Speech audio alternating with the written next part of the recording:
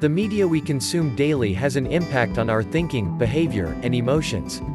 If you've fallen into a pattern of regularly watching or listening to the news, the majority of what you're consuming is likely about the coronavirus (COVID-19) crisis. And while staying up to date on local and national news, especially as it relates to mandates and health updates, is critical during this time, experts say overconsumption of the news can take a toll on your physical, emotional, and mental health. We asked several mental health experts to explain how this constant stream of disastrous news is adding to our stress levels and increasing symptoms of anxiety and depression. Plus, tips on how to navigate the 24-hour news cycle, while still managing and protecting your mental health. Why watching the news can impact mental health.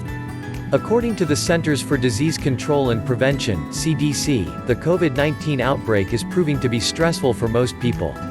During an infectious disease outbreak, the CDC says stress can include changes in sleep or eating patterns, worsening of mental health conditions, fear and worry about your health and the health of loved ones, and difficulty concentrating. Compounding this stress is the constant stream of news about COVID-19 that we are exposed to on a daily, hourly, and even minute-by-minute basis. Unfortunately, a lot of the news we consume today isn't so much reporting as it is a way of keeping people addicted to the news cycle, says licensed psychologist Logan Jones, PsyD. Because sensational headlines get more attention, Jones says media outlets often end up focusing on disaster reporting, and rarely any positive news. Consuming too much of this kind of news, whether actively or passively, can be very toxic, and what you hear has an impact on your mood, he says. It can be damaging to constantly be reading the news because constant exposure to negative information can impact our brain, says Annie Miller, MSW, LCSWC, LICSW. When we experience a threat, Miller says our brain activates the fight or flight response, and the systems in our body react accordingly.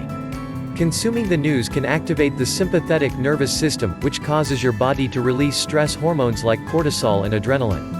Then, when a crisis is happening, and we are experiencing this stress response more frequently, Miller says physical symptoms may arise.